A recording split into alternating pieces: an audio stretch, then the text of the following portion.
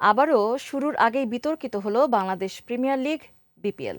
খেলোয়াড়দের পাওনা পরিশোধে অপারগতা প্রকাশ করে মালিকানা ছাড়ার ঘোষণা দিল চট্টগ্রাম রয়্যালস। ফলে দলটির দায়িত্ব নিয়েছে বিসিবি। এদিকে একই দিন অব্যবস্থাপনার অভিযোগে নোয়াখালী এক্সপ্রেসের অনুশীলন ছেড়ে চলে যান হেড কোচ খালেদ মাহমুদ সুজন ও তালহা জুবায়ের। বিস্তারিত তাওসিয়া ইসলামের রিপোর্টে।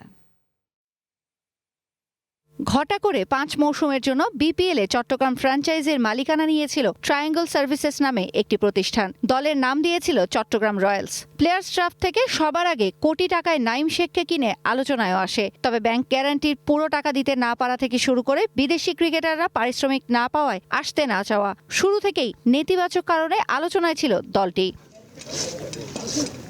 অবশেষে মাঠের খেলা শুরুর মাত্র 24 ঘন্টা আগে বিসিবিকে একটি চিঠি পাঠিয়ে মালিকানা ছেড়ে দিয়েছেন চট্টগ্রাম রয়্যালস ফ্র্যাঞ্চাইজির স্বত্বাধিকার আব্দুল কাইয়ুম। অবশ্য দ্রুতই দায়িত্ব নিয়ে দলটির প্রায় সবগুলো খালি পদে নিয়োগেরও ঘোষণা দিয়েছে বিসিবি। জানিয়েছে পাওনা টাকার পুরোটা পাবেন ক্রিকেটাররাও। ডেফিনেটলি চাপে আছি। 2-3 ঘন্টা আগে যদি একটা টিম বলে যে আমরা ফাইন্যান্সিয়ালি সাপোর্ট দিতে পারছি না, হ্যাঁ, তো সুতরাং এটা হইলে মানে আপনি চিন্তা করেন প্রচণ্ড প্রেশার। তারপরেও আমরা ম্যানেজ করে টিমটাকে আমরা টেক ওভার করে হাবিবুল বাশারকে টিম ডিরেক্টর বানিয়ে দিয়ে কোচ বাবুলকে ঢাকার থেকে ফ্লাই করা হচ্ছে, নাফিস ইকবালকে ম্যানেজার করে আমরা আজকে সেট করলাম। অনেক বিপিএল করছি, সব থেকে বিরক্তিকর বিপিএল আমার কাছে এইটা লাগছে। এদিকে একই দিন অব্যবস্থাপনার অভিযোগে নোয়াখালী এক্সপ্রেসের অনুশীলন ছেড়ে চলে যান হেড কোচ খালেদ মাহমুদ সুজন ও সহকারী কোচ তালহা জুবায়ের। অনুশীলনের প্রয়োজনীয় সামগ্রী না পাওয়ায় ক্ষোভ জানান তারা। That means they are unprofessional.